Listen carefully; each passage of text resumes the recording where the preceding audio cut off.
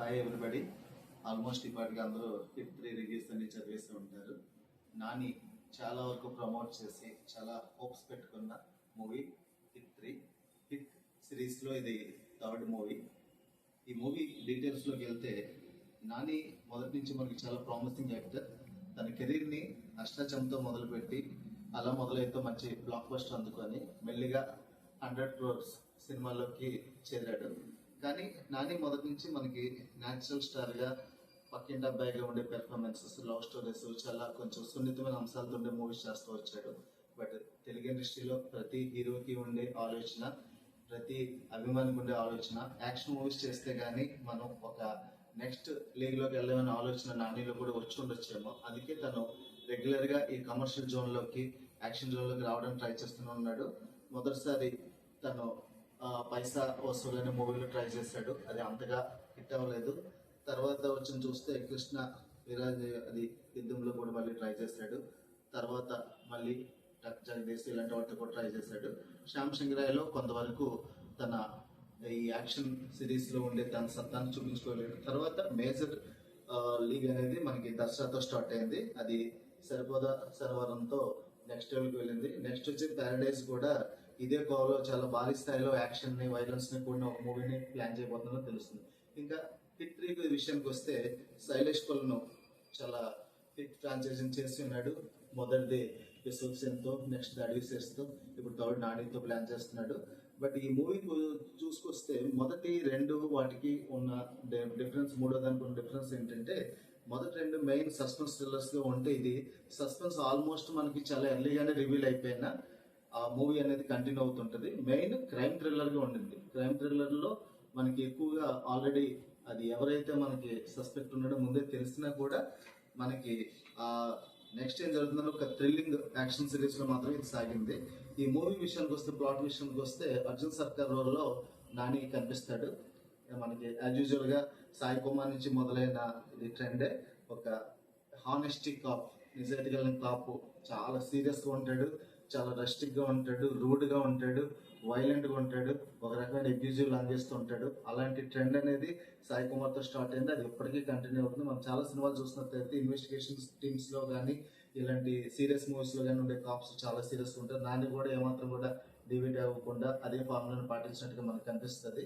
తన next female lead role లో Mrudula, ASP Mrudula అనే క్యారెక్టర్ లో మనకి కేజీఎఫ్ ఫ్రాంచైజ్ తో బాగా హిట్ అయిన శ్రీనిధి శెట్టి కనిపిస్తుంది. ఇంకా మెయిన్ చాలా చిన్న చిన్న రోల్స్ లోనే అందరూ ఉంటారు.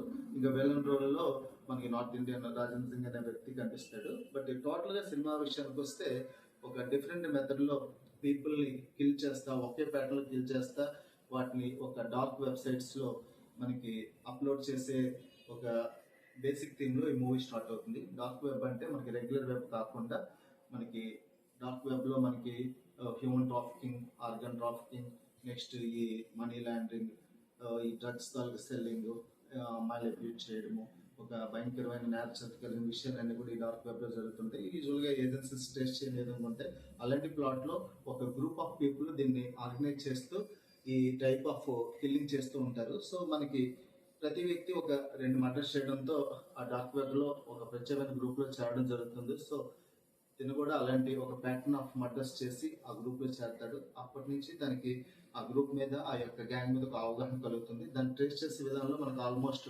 ఇంటర్వెల్ కి ట్విస్ట్ రివీల్ అయిపోతుంది.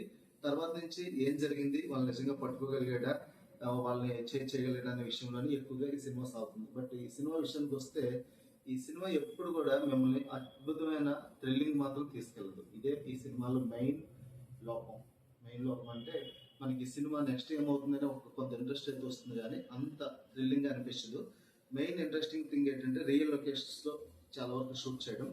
ముఖ్యంగా జమ్మూ కాశ్మీర్, బీహార్, అరుణాచల్ ప్రదేశ్, ఇలా చాలా రియల్ లొకేషన్స్ లో షూట్ చేశారు. సినిమాటోగ్రఫీ మాత్రం టాప్ నాచ్ లో ఉంటుంది.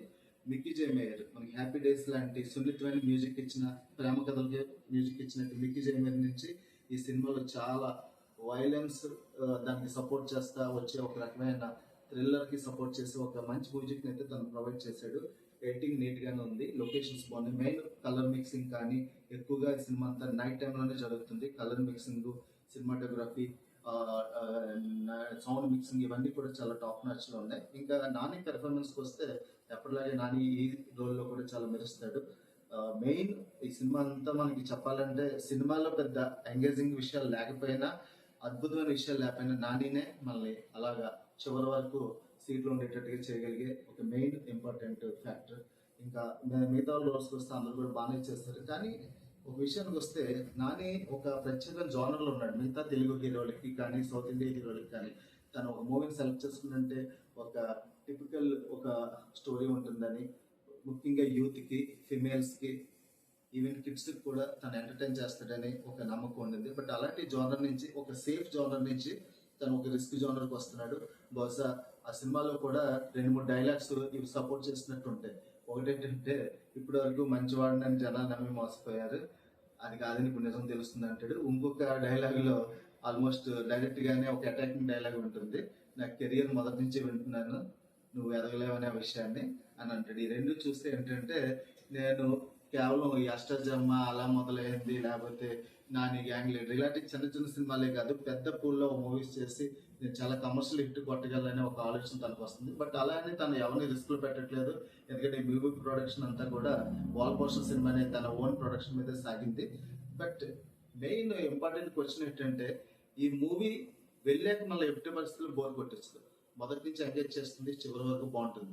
బట్ వెళ్ళకపోతే మిస్ అయ్యే విషయాలు ఈ సినిమాలో ఉన్నాయా అంటే ఒక బిగ్ క్వశ్చన్ మార్క్. అది మాత్రం మనకు డౌట్. సినిమా ఖచ్చితంగా వెళ్ళకపోతే ఇది మిస్ అయ్యాము, ఒక మంచి మూవీ మిస్ అయ్యామని ఫీల్ అయితే మాత్రం ఈ మూవీ చివరి వచ్చేసరికి కనిపించదు. అంతేకాకుండా ఈ మూవీలో ఎండింగ్ లో మళ్ళీ మనకి కార్తీక్ నెక్స్ట్ రోల్లో మనకి హిట్ 4 సినిమా ఉంటుందని ఒక చిన్న హింట్ కూడా ఉంటుంది. అది కూడా ఒక సర్ప్రైజ్ ఇప్పటికే. ఎందుకంటే మనకి అమృతమైన ఎవరైనా కానీ పదే పదే తిన్నా చూసినా మనకు బోర్ కొడుతుంది. అలాగా ఒక ఫ్రాంచైజీకి తనకున్న విశిష్టతని మనం మెయింటైన్ చేయాలంటే చాలా అద్భుతమైన కథల్ని, అద్భుతమైన స్క్రీన్ ప్లేని, ఎంగేజింగ్ గా ఉండే విషయాల్ని మనం చేయాల్సి వస్తుంది. బట్ హిట్ 3లో కొన్ని మిస్ అయ్యే.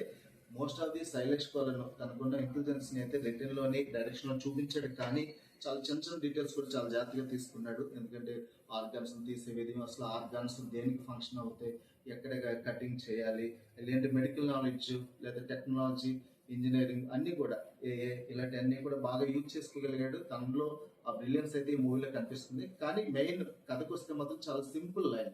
ఎప్పటిలాగే మనకి క్రూరంగా ఉండే ఒక మనుషులు, వాళ్ళని వేటాడి వేధించి చంపి పట్టుకొని ఒక పాత్రలో హీరో. ఇది మనం ఓల్డ్ ఏజెస్ నుంచి చూస్తున్నాం.